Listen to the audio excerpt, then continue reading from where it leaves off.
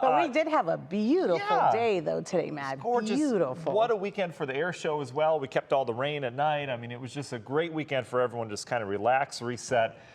And now we get back into it tomorrow. Exactly. For most folks, you know, and Mother Nature's going to do the same thing. And we're really going to start to turn active around here as we start to tap into the northern branch of the jet stream, which usually goes absent in much of the summer. It stays very quiet, right? But things start moving again.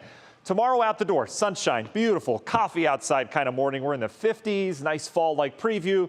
By afternoon, day looks good. Afternoon, we start to increase clouds from the northwest. I think we'll stay dry through the evening hours. We're talking windy conditions developing and some storms moving in here late. That gets interesting tomorrow. This will be, you know, after evening rush hour, even after sunset, we start dealing with storm chances. Temperatures now, though, look at some of the rural areas out in Portage County, sitting at 54 Ravenna right now, 58 in Jefferson. You get down towards the South Worcester areas of Wayne County, over towards Norwalk, dealing with upper 50s to near 60. It's very comfortable, windows open kind of night. We've got dew points that are in the low 50s. That's indicative of where our temperatures can go. They can never fall below the dew point.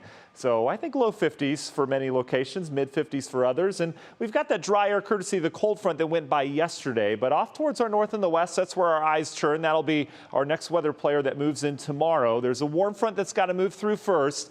Once that does tomorrow, we're really going to warm up. I mean, in fact, we're going to be talking mid-80s for highs tomorrow. That's markedly different than today. We're going to enjoy humidity as well. The other thing that's driving this weather system, there is a very powerful jet streak.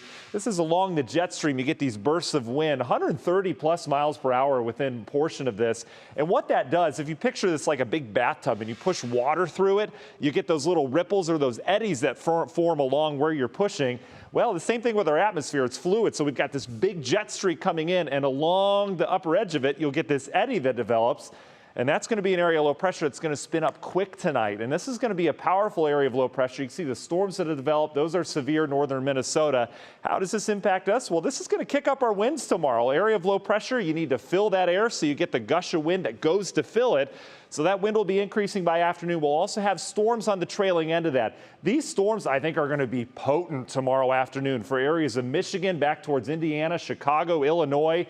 5 o'clock, this is what the radar is going to look like. Uh-oh, you're saying, right?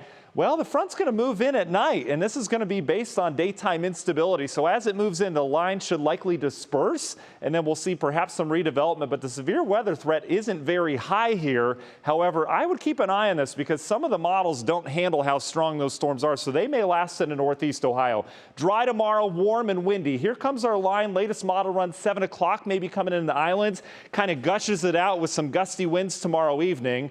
And then it's all said and done. Wednesday, we start with some rain around with the front. We clear that out. We bring in a fall-like air mass on the other side of that. High temperatures are going to do a little dip as we get into Thursday, even some lake effect rain around here on Thursday. That's a sign of how cold it is up above. Union Home Mortgage 10-day forecast.